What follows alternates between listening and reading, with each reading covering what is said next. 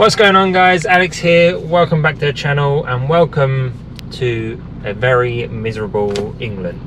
So today we are in the RSQ3, and if you haven't guessed by the title, we're finally getting this thing mapped. So I've opted for the REVO Stage 1. I've had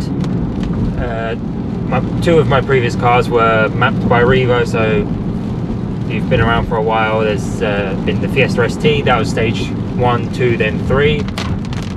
Tell a lie, it was Mount Tune Stage 1, then REVO 2 and 3, but never mind. And then my S3 was also Stage 1. So I've had, actually, yeah, all the cars that I've had mapped, minus the S15, have all been sort of the plug-in maps like this. So I opted for REVO because I've had a few cars done with them. I know what they're like, and yeah, just thought it would be the best option for what I want. So we're just making our way over to a place called TC Garage. They're over in Crawley. So hopefully the weather clears up a little bit, because I know how loud the rain can be on here, and I will update you when we are a little bit closer to our destination. Thankfully the rain seems to be letting up a little bit, so we can only hope that I've not jinxed myself here. But yeah, so as I mentioned, we're going to REVO Stage 1 on this. I did ask about gearbox map as well, however they said that REVO have done all the testing and they found the gearboxes in these to be strong enough to cope with even up to their Stage 2. So they haven't developed a gearbox maps because they didn't find the need to. So that's fine by me, it saved me a little bit of money. So everything should be done with the Stage 1 map itself, which will be good. So for those that don't know, the RSQ3 is the same as the RS3. I think the TTRS as well. I believe they're all same engine, same everything basically. So they're 400 horsepower. The REVO map will take it between 450 and 475. I can't remember the exact details. I'll put on screen the graphs with the before and afters and all that. So because they say between a certain horsepower and another one, and that's an Aventador, nice. I don't know what it is with supercars down the M20 recently, but it's just been every single day I've been on here, so many of them. Anyway, I'm getting sidetracked. So the reason that they quote between various numbers, it's because it depends if you leave the car completely stock or if you do something like an intake, so that all helps. Exhaust as well, better flowing. So if you've got any other supporting mods, then you sort of can probably be looking towards the higher end of the graph. So because I've got that air intake that I fitted a little while ago, I can't remember when it was, but you guys probably seen the video, and there's the rain picking up again. Yeah, so because I've got that, along with all the whooshy sounds that it makes, hopefully that means I'll be sort of on the higher end of the chart with the power gains. But yeah, so I'm hoping that the closer we get there, it'll be a little bit drier, and because the car's got a built-in, like, sort of, they've got a lap timer and an acceleration measurement, as they call it. So I can actually scroll down on here, and it allows me to record my quarter mile time, eighth mile time, 0 to 60 and 0 to 120. So I was hoping for a bit of dry, straight road where I can test this out. I can do the 0 to 60 measurement, that way we've got a before and after, have it all exactly the same, so put it in full dynamic mode, and yeah, see what the differences are before and after. Just keep saying the same words over and over again. So I'm just going to stop, and I will update you guys with the 0 to 60 time now.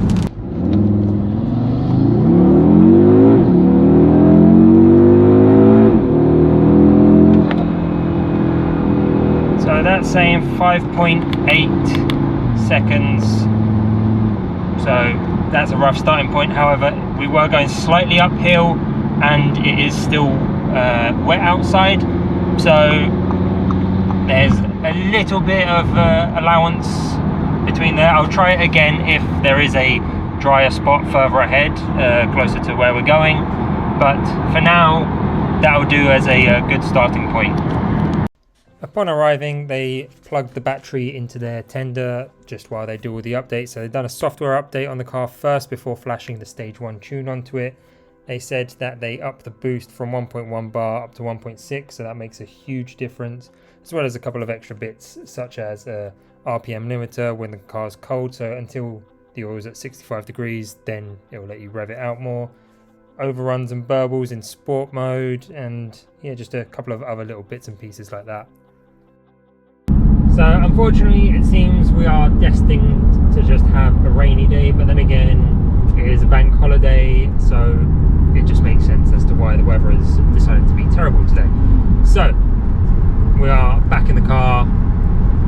The guy done a data log just before giving it back to me, and from what I could hear it sounded quite fruity. So there was the various features as part of the Stage 1. So the exhaust just sounds so much like, I don't know what they've done, but the exhaust just sounds better somehow. And yeah, so I'm not 100% sure it needs an exhaust, but time will tell if I decide otherwise or not. But however, we are just coming up to the M25 yet again, where we will most probably just be sitting in traffic, but it does mean that we're going to have a slip road, so we can put the foot down a little bit and see what this is like, as the country lanes leading up to this, it's just been gridlock and just very slow moving traffic. So I've had it in dynamic mode, and yeah, the little pops and bangs, actually there is a tunnel here, is it gonna, no, wasn't enough to trigger the pops and bangs, but the flutter is a lot more prominent. It's doing it, why is it doing it now when, honestly, I swear these things do it on purpose. But yeah, so I think there's, oh, okay, it does it in neutral as well, like a proper chav. We like that. Like it's not over the top burbles, which I like. I say it's subtle, it's still quite in your face and obnoxious, but it's more like the RS3s used to be, rather than like the really chavvy, like bang bang bang bang bang, you know, the ones normally blue oval cars do it. It just pulls so much harder now, and those numbers on the dash climb a lot quicker. So yeah, I think we're going to make our way through this slow bit of M25 yet again, and when the roads clear up we will try and find some spots to do a couple of pulls and see what this Stage 1 really is like. So initial thoughts of this, 100% transform the car, is fantastic. Now I've only done like the odd bits of motorway up till now still, but the way it just gets up to the motorway speeds is just something else, and it just feels and sounds like it should have done from factory. So yeah, well worth it. I've got a smile on my face constantly at the moment, which is exactly what I wanted. But what I'm probably going to do is pause it here for now and resume either later on today or tomorrow, as the weather forecast says it should be sunny, and so with some drier roads, some nicer weather, we'll go down some back roads, and yeah, we'll see what this is really like. So I'll see you in a couple of seconds for some proper driving. The weather forecast was actually correct for once, and skies have cleared up, roads are starting to dry out, so we are back on some of my favourite roads, and we can just stretch the legs on the car a little bit. The sound of the intake is never going to get old for me. Now I have seen a few comments on the install video about some people saying the sound was a bit too overwhelming, muffles the noise of the engine itself. yourself, etc, etc. Bear in mind the microphone was literally on the cone, so that's why it was so loud. However, in the car it really isn't that bad, yet we are still somehow stuck in traffic at all times. Those cracks and pops, it's really childish, but they just bring joy. And like I mentioned, it's not like overwhelming where it's like a constant crackle map. It's literally like the odd few on, like, whenever I let off, okay, don't do it then, whenever I let off the accelerator, but only in dynamic mode. So you have to have everything turned on for it to actually do it. It does also rev, it does the pops and cracks if you're in dynamic mode and in neutral, and just rev it out. But honestly, this stage 1 has just brought the car alive. It is so much more responsive, and the power just comes on a lot more aggressively, which again, you only really notice it in fully dynamic mode. But then again, if you're in dynamic mode, that's what you want. You want power, you want aggression. This is fantastic. This is how the car should have come from factory. We've got traction control kicking in a little bit still, because the roads are still a little bit greasy and damp, but nah, this is more like it. This is bringing me back to when I'd done the test drive in the 8V RS3 many years ago. It's on the channel somewhere. I think it was not long after I bought the S3 and went out for a test drive in the RS3 as well. And yeah, it just makes it feel like that. Now I know this is like heavier than the RS3, but now it's exactly what I wanted. So I think we should try and do another 0 to 60 time in stage 1 dynamic mode and see how it compares. And the old flutter from the intake as well on the downshifts. So yeah, we got the previous time of 5.8 seconds. Now again, I know it's not going to be quite a fair comparison, as I was going uphill beforehand and obviously it was wet, so the car did slip a little bit, and whereas now it's drier, and I think I've found a flat area. However, for the sake of it, it's going to be similar, because realistically no one cares that before 0 to 60 time. People want to know what it's like after stage 1. So let's get to the spot and see what it does. Okay, let's see what this thing can do.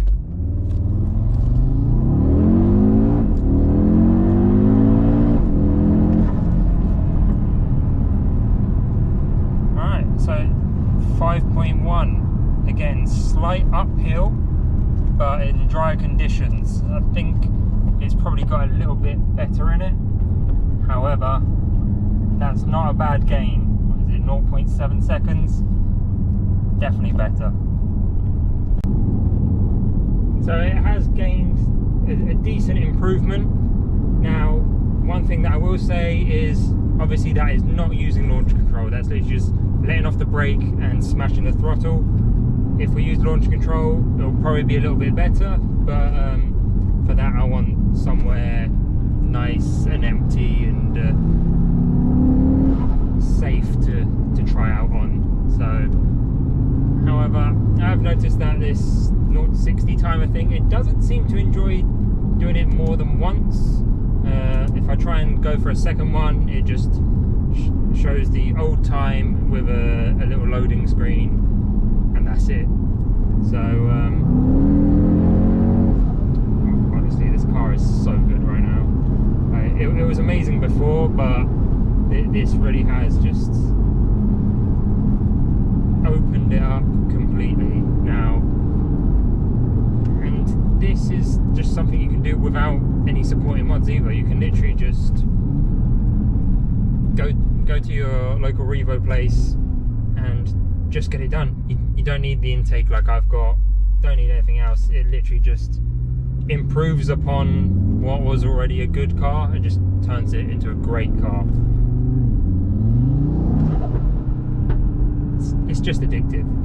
I was doing the turbo whooshy sounds constantly beforehand, but now with the little pops and it just everything together is great. Now it also flutters a lot more because there is more boost going through it, so that is always a bonus. But even there, just like coming off a roundabout now, just planting my foot and it just goes. As that's where I found it was sort of lacking beforehand, was coming out of a junction or a roundabout. You got to put your foot down. Sometimes it was a little bit hesitant, but yeah, no, now it is it's exactly what I wanted. So yeah, there we have it. We've come back to one of my favourite spots as always, just to round it up, but in case the smile on my face doesn't give it away, I'm so happy with the REVO Stage 1 map on this. It was been a long time coming, but again, I've had the car for nearly a year and a half now, so it only came with 1 year warranty, so that's gone out the window. Might as well make the most of it. But yeah, so first impressions, everything's great. Absolutely love it, and I'm definitely going to be doing like a 1 month review, I guess, whatever you want to call it. Just living with it for a month, seeing if I notice any other changes and differences with like day-to-day driving, motorway, all of that kind of stuff. That way I've got a bit more of a long-term understanding of what's been affected. Apparently the MPG should still be about the same, but yeah, I will update you all in about a month's time with this, and in the meantime we're probably going to do some more RX5 stuff because yeah, we've come across a couple of problems with it, but again, that is more stuff to try and resolve as well as all the stuff to fit. So we've got so much stuff to do. It just seems like we've not got a lot of time. But yeah, I hope you guys have enjoyed this video. Let me know down in the comments what else you want to see with the RSQ3, if anything, or yeah, would love to know your thoughts. If you guys have one, you're thinking about Stage 1, do it. So yeah, I will leave you guys with that, and I will catch you guys in the next video. Cheers.